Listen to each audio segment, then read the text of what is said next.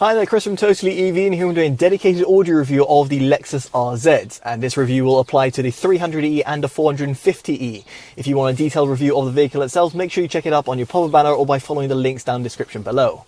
And to kick things off, we have to talk about its audio configuration. And while there's a little bit of information that I was able to find via the press pack, it doesn't seem to be all that detailed. And I've actually asked Lexus for some further clarification.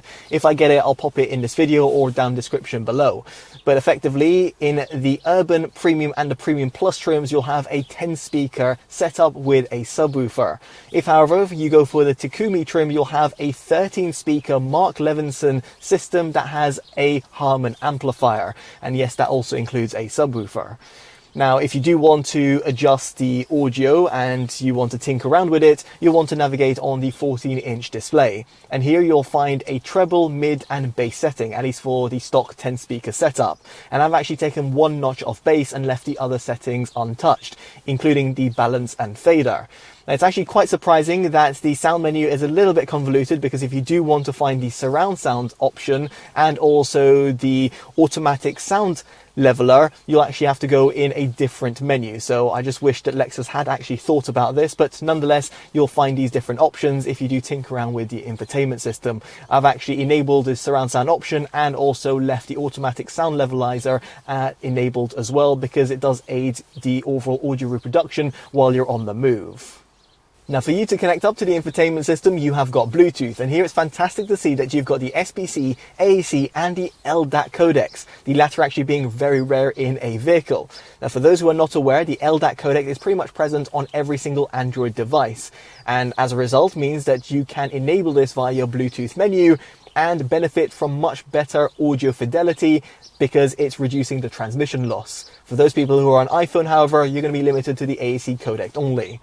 Now, don't fret, however, because you have got the ability of plugging in a smartphone, and both Android Auto and Apple CarPlay are supported. Surprisingly, however, Apple CarPlay is also supported over a wireless transmission. However, that's not present, at least not at the time of filming and in the UK, for Android users. So for some reason, Android users have been shafted when it comes to Android Auto, at least when it comes to the convenience of connecting it up wirelessly. Moving swiftly on, let's talk about cabin noise. And here, the objective measurements will be on your screen. Now, for those who are subscribed, you'll know that these numbers are actually relatively good and somewhat on par with some of its key competitors. What I'll say subjectively is that the vehicle does soak up a lot of those low-end rumble sounds that you'll hear, for example, when you're traversing uneven terrain, and therefore you don't get too much road noise coming in from the tires.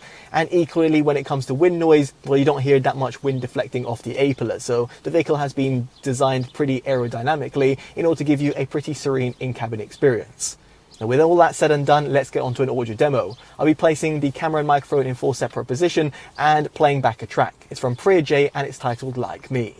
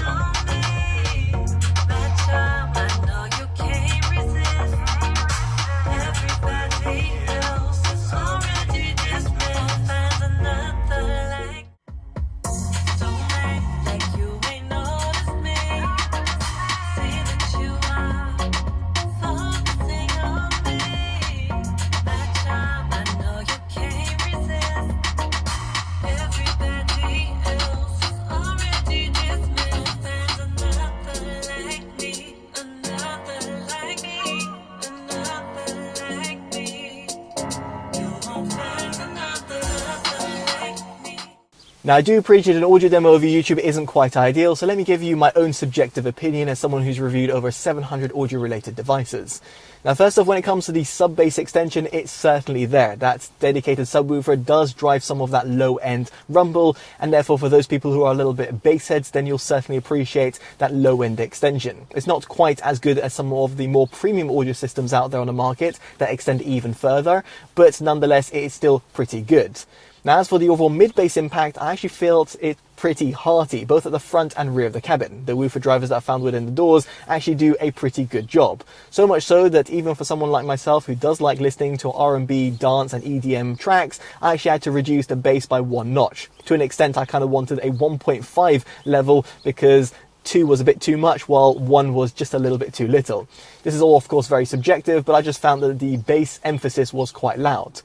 Now, this does unfortunately leak into the mid-range, and therefore male and female vocals are affected negatively, and as a result you've got a little bit of a V-shaped and recessed sound. Now, you might be quick to say, why didn't you adjust the mid-range EQ via the infotainment system in order to counteract that? Well, quite simply put, by adding anything to the mid-range EQ, you take away from the overall accuracy. And as a result, I just had to accept that there's a bit more of a warmer sound signature that's present in the Lexus RZ line. Now, as for the high-end extension, I've got no real complaints. At the front of the cabin specifically, I felt I had that sort of toe-tapping feeling. To some extent, it was maybe a little bit sibilant in certain scenarios, but for my ears, which are quite sensitive, I didn't feel it to give me too much ear fatigue. Those who are sat at the back, however, won't get that same level of experience. Now, as for the overall soundstage, this was a little bit of a tricky one to analyze because without the surround sound option enabled via the infotainment system, I had a bit more of an accurate sound reproduction, so much so that I actually changed the EQ by adding 1 notch to the mid-range and the treble EQ. However, with the surround sound option enabled, I had to take this off, and therefore the EQ settings that I shared before were valid. But then I actually had a bit more of an engaging sound reproduction. This is just due to the fact that the audio drivers providing a little bit extra width and depth and slightly bettered instrument separation. So here I feel that most consumers will be actually pleased to find that surround sound option, and while it does take away from the little bit of overall accuracy that you get within the mid-range, it does provide you a bit more of that fulfilling cabin experience that will left you pretty more immersed. Now, ultimately, what I'm trying to say over here is that the 10-speaker audio system that's present within the Lexus RZ does actually do a pretty good job across the sound frequency range, and as a result gets our Audio Approved award. If, however, you want a little bit of an audio upgrade, you might want to consider the Takumi model, because that'll give you a little bit of extra oomph, be it in the low end, or a little bit more clarity in terms of the mids. And as a result, it is something that you might want to consider. But it's not a do-all or end-all, because even the stock configuration that Lexus have provided is still pretty impressive. Now, I'd be curious to know what you make of its audio system down in the comment section below, and how you feel it compares with some of its key competitors. If you have enjoyed this detailed independent review, definitely do consider dropping a like, subscribing and hitting that bell notification, all of which would be greatly appreciated. As such, I've been Chris from TotallyEV, and I hopefully see you in the next one. Take care of yourselves, and goodbye.